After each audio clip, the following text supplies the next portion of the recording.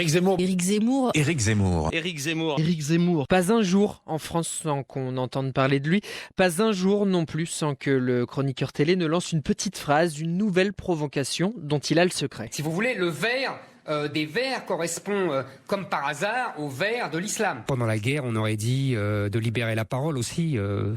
Dénonce ton juif, ça aurait été parfait. Je veux bien, il y a eu de la torture, il y a eu tout ce que vous voulez, je ne le nie pas. Et je dis, le jeu en valait la chandelle. Éric Zemmour, le polémiste Éric Zemmour, le journaliste Éric Zemmour, l'écrivain, c'est aujourd'hui Éric Zemmour, l'homme politique qui fascine. De quoi rebattre les cartes à droite et à l'extrême droite. L'ancien chroniqueur dont n'est pas couché, connu pour ses positions souverainistes, identitaires, anti-migrants et anti-islam, fait dans le populisme de droite, et n'est pas sans rappeler une autre figure politique.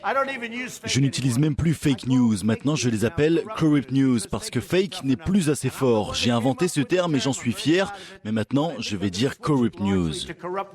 Vous allez avoir tous ces candidats démocrates qui débarquent et vous allez leur dire « Non monsieur, non merci, non madame, peut-être madame, ça pourrait même être Pocahontas, souvenez-vous de ça ». Donald Trump, ancien président des États-Unis de 2016 à 2020, lui aussi figure du petit écran, lui aussi adepte des punchlines.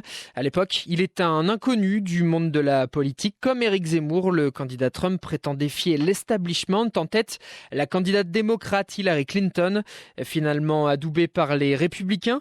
Il gratte des voix semaine après semaine, notamment auprès des citoyens désabusés par la politique américaine, jusqu'à ce soir du 8 novembre 2016.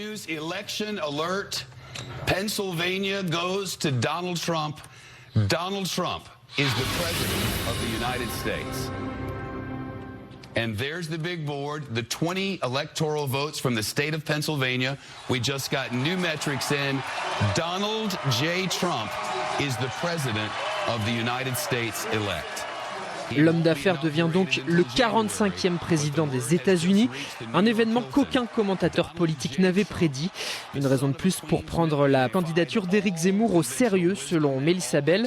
Elle est la correspondante de la chaîne CNN à Paris et était interrogée au micro de BFM TV. Il a quand même été élu président des États-Unis. Il continue de diviser le parti républicain qui est forcé de le suivre pour garder son support. Et c'est vrai que les ressemblances entre les deux candidats sont frappantes parce que c'est d'abord évidemment cette présence médiatique, mais avec des grandes différences en termes de ce que ça peut amener. Une présence elle-même bâtie, souvenez-vous, sur, c'est vrai, son histoire, sa carrière de businessman, mais qui était devenue elle-même un spectacle télévisé, puisque c'était The Apprentice qui avait convaincu les Américains, finalement, que c'était un businessman très bon dans ce qu'il faisait, avec beaucoup de potentiel et beaucoup de rigueur et de capacité à faire fonctionner les choses. Donc c'était un cirque médiatique presque dès le départ et dont il a pu se servir jusqu'au bout. Le premier tour de l'élection présidentielle française, ce sera le 10 avril 2022.